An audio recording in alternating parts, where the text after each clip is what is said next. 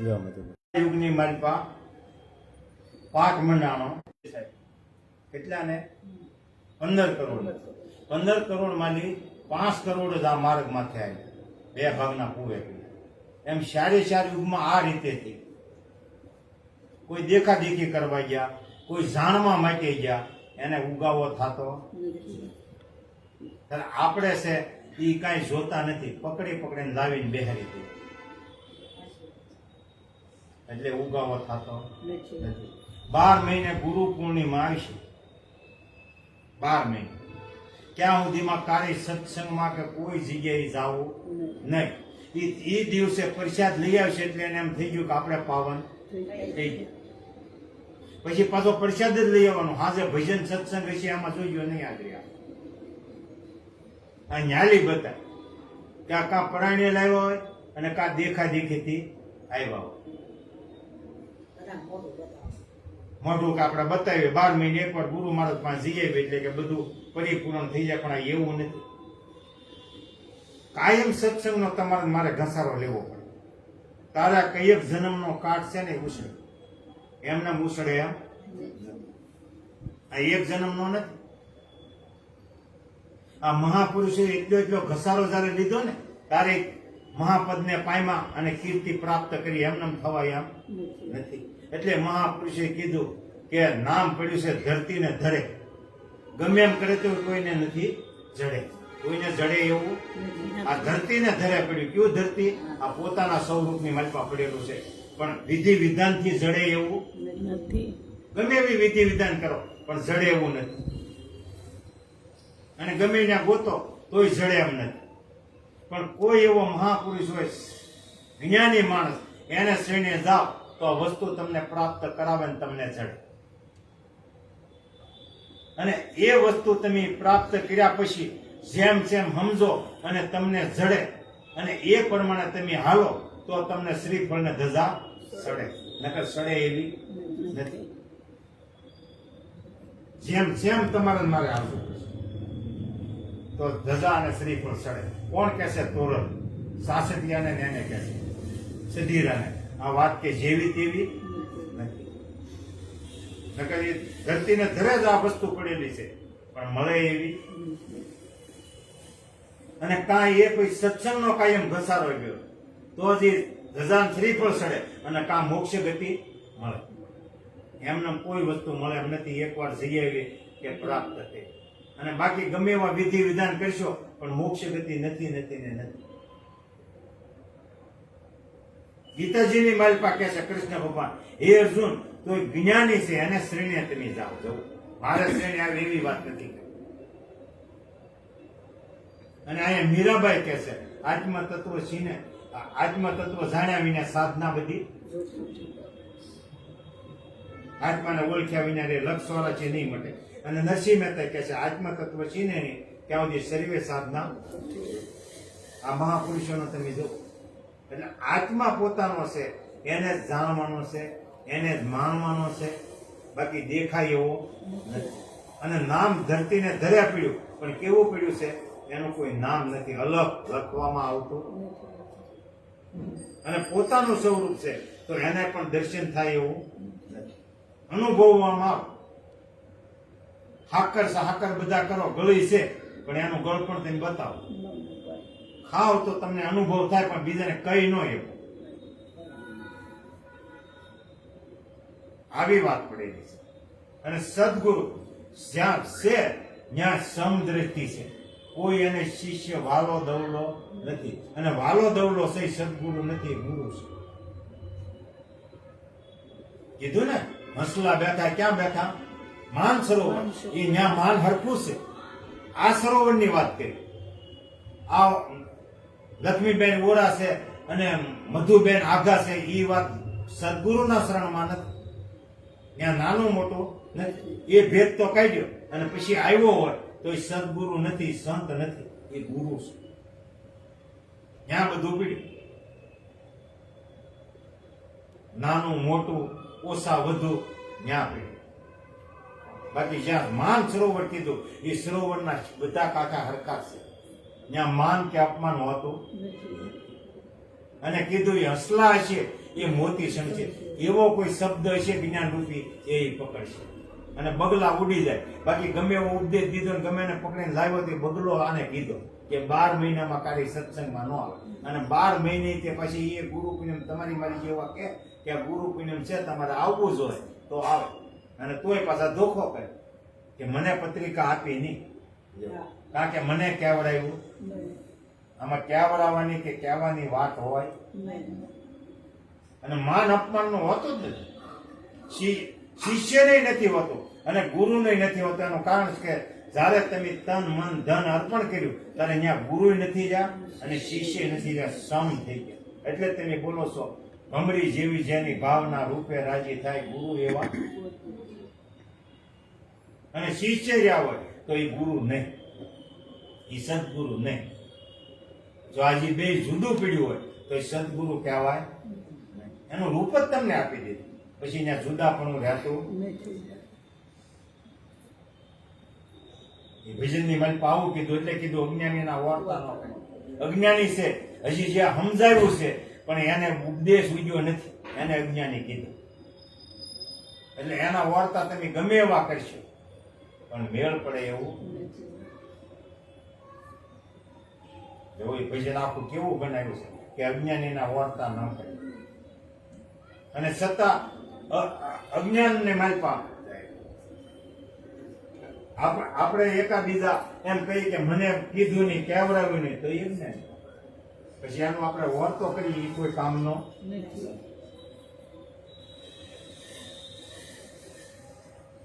પછી કઈ કરી કીધું વેખરી વાણી. ગુરુમુખ આપણને આપ્યો છે, ગુરુમુખ આપ્યો પછી વેખરી વાણીનો ક્યાંય ઉપયોગ કરાય. એટલે કીધું કે માળા રઘુવીરને વાલી. કોને કીધી? રઘુવીરને વાલી. પણ સવાસો ન જાય ખાલી તો આ માળા છે, બીજી કોઈ માળા કીધી નથી. એટલે આ મહાપુરુષો કહે છે સવાસે સવાસે કરી લે સમરણ તુહી કરી તનમાં તપાસ, બહાર તપાસ કરવાનું કીધું નથી. આ માળા તમને આપે. બાકી ઓલી માળા પકડાવે એ ગુરુ અને સવાસે અજંપાના જાપની જે માળા પકડાવે એ સદગુરુ. આ માળાની વાત કરી એટલે કીધું કે માળા રઘુવીરને વાલી સવાસો જાય નહીં. પણ એમ સવાસો ખાલી જાય નહીં એટલે તમારે ધંધો કરતા કરતા રાંધતા કોઈ પણ કાર્ય કરતા હો તો તમારી માળા ચાલુ રહે. અને ઓલી માળા કરવી હોય તો તમારે કામ પીડ્યું મૂકવું પડે.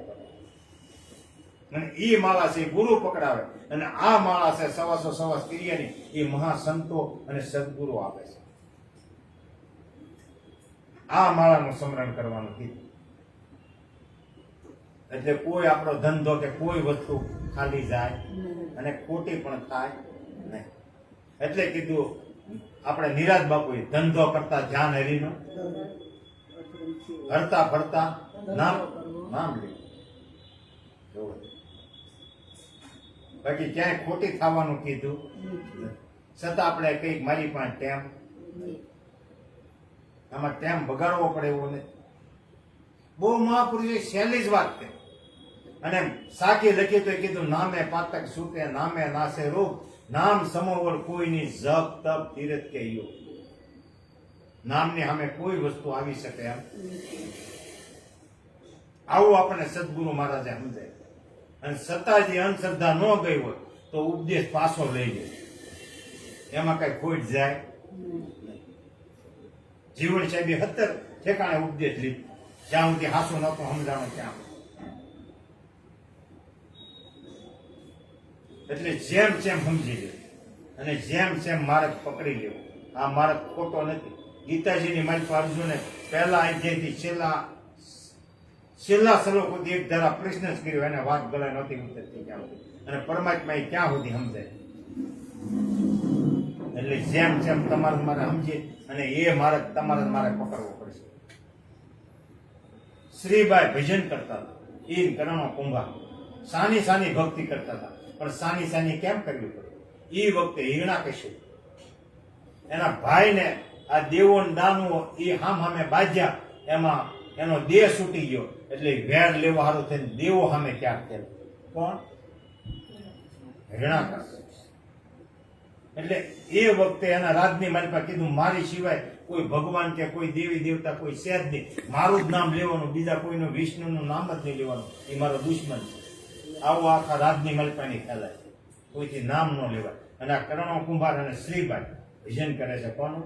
વિષ્ણુનું પોતાના સ્વરૂપ. એટલે સાની સાની ભક્તિ કરવી જોઈએ, ખબર પડે તો ફાંસી ચડાવે કા દંડ કરે.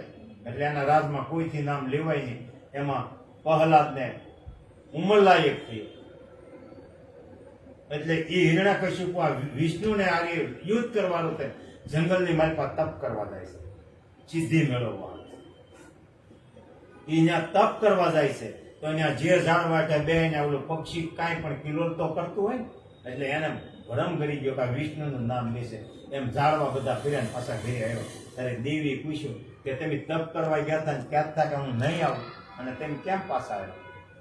તો કે હું જે ઝાડવા નીચે બેહું જ્યાં પક્ષી મારા દુશ્મનનું જ નામ લે, મારા દુશ્મનનું જ નામ મારે તપસ્યા કરવી કે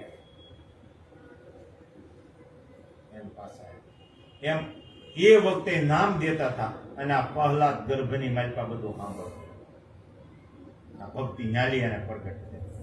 પણ અહીંયા તો જ્યાં હોય એના પિતાનું નામ લેવા અને પછી ભણવા બેહાય, ભણીને આવતો હતો. અને આ શ્રીબાઈ કરણા કુંભારે નિભાડો હતો એ પ્રગટાયો. એ વખતે માંજરીના બસા એક માટલાની માલિકા રહી, માંજરી કહેતા બિલાડી, એના બસા ન્યા રહી ગયા.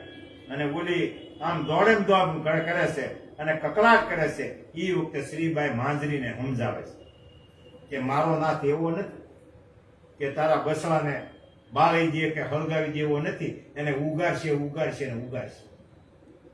એને આશ્વાસન આપે છે શ્રીબાઈ, મારો નાથ એવો ગાંડો ઘેલો નથી. પ્રહલાદને નીકળવું આને વાત કરી એટલે તરત ઉભો રહ્યો, તાને વાત સાંભળી. એટલે શ્રીબાઈને કીધું એ કે કાલે હું આવ્યા પહેલા નિભાડો તમે બોલતા નહીં. ત્યારે કરણા કુંભારે કીધું કે દેવી હું નહોતો કહેતો કે સાની સાની આપણે ભક્તિ કરવાની છે. હવે કાલે પિતા એના પિતાને કહે અને તમારું મારું પૂર્ણાવંતી છે. ત્યારે કે નાથ એવો નથી, બહુ દયાળુ છે અને આપણે ખોટું ક્યાં કહ્યું? આ રડતી હતી એટલે હું એને સમજાવતી હતી કે પરમાત્મા એવો નથી, તમે શાંતિ રાખો ને ભજન કરો, નક્કી નિંભાડાની માલિકા ઉગાડશે. અને પ્રહલાદને એમ થયું કે નિંભાડો હળહળ જગે છે, એક ડુંભાણું હોય તો નથી રહેવા દેતો, આમાં બસલા જીવતા રહે. કાલે આવ્યા મળે ખોલવાનો, સવારમાં આવ્યો અને કીધું કે હવે નિંભાડો ખોલો. એ વખતે શ્રીબાઈ અને કરણો કુંભાર નિંભાડો ખોલે છે.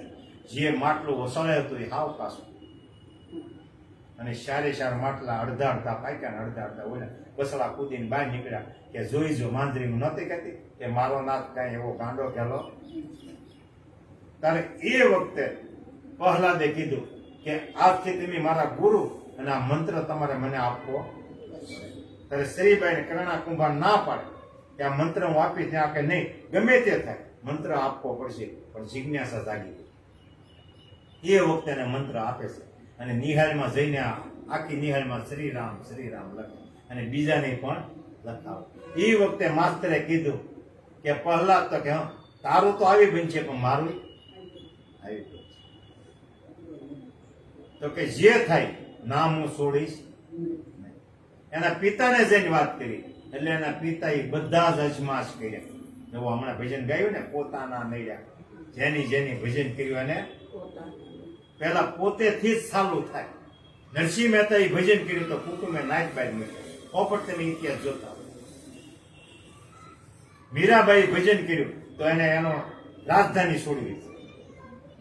આ કેટલી અમાલ્યો હવે, પણ એમાલી જે ડગે નહીં એને મોક્ષ ગતિ પ્રાપ્ત થાય ને ડગવું ન જોતું.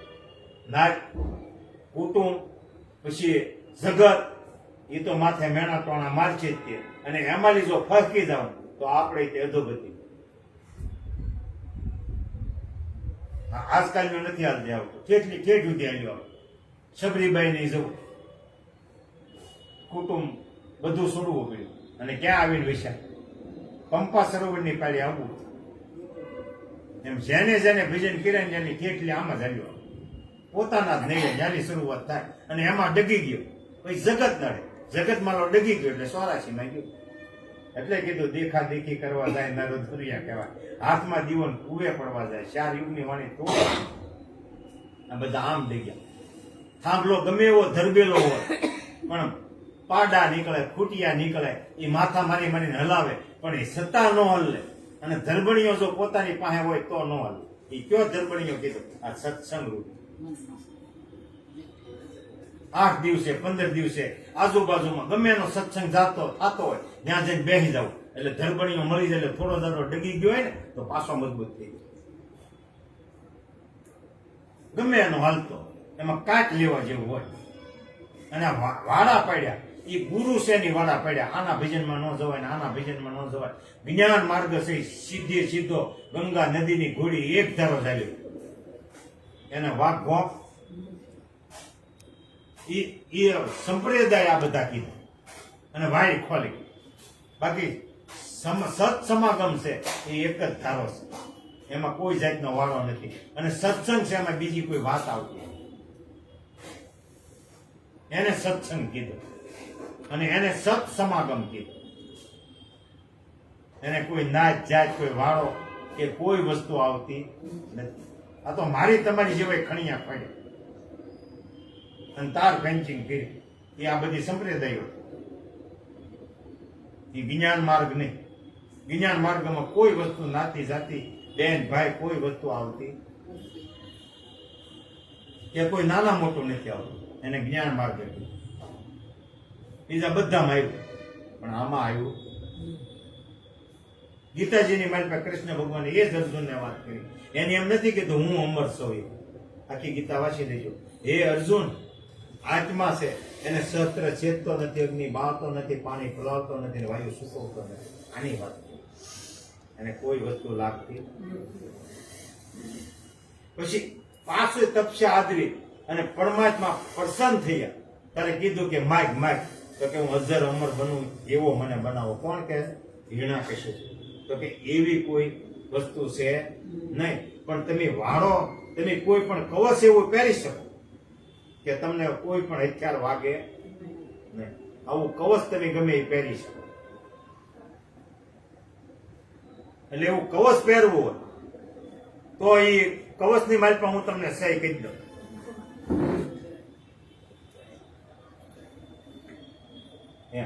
બાકી અજર અમર બનો એવી કોઈ વસ્તુ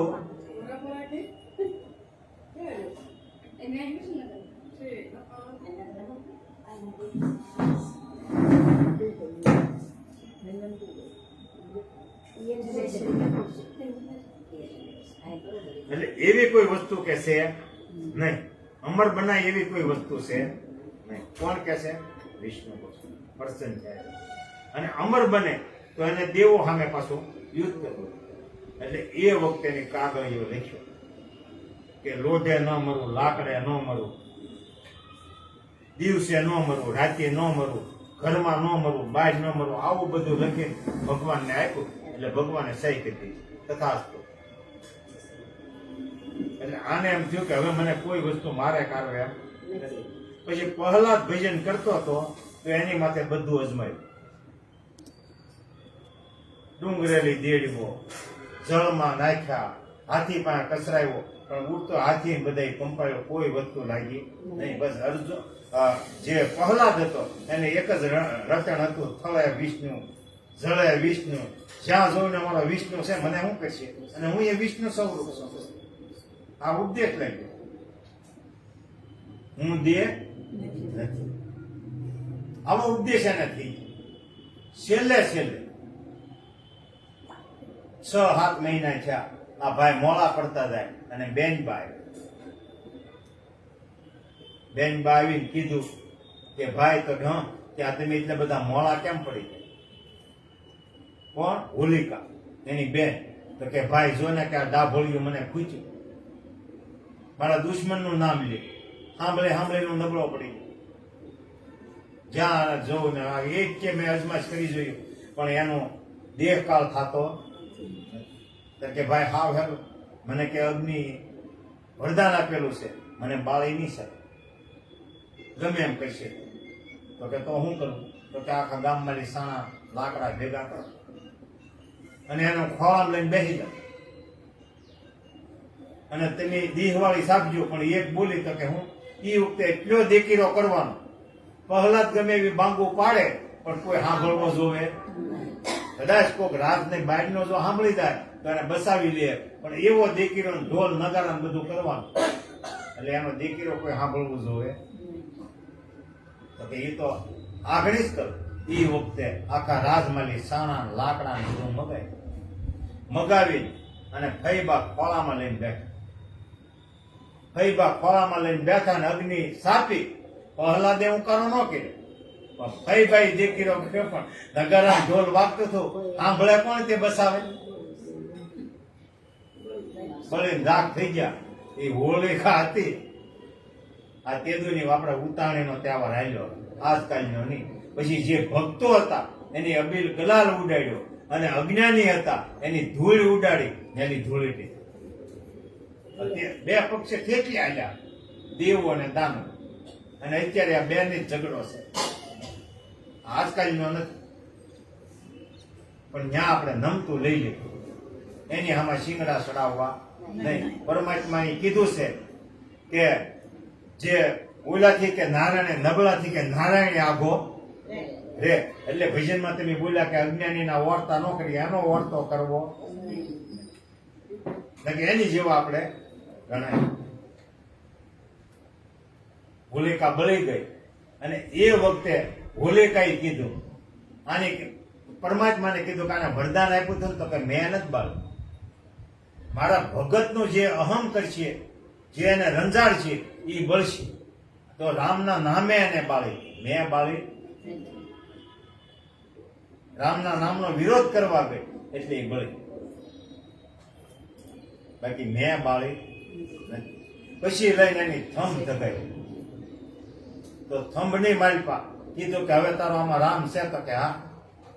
એ વખતે થંભને કે તો બધ ભરી, તારો ભગવાન જો હોય તો.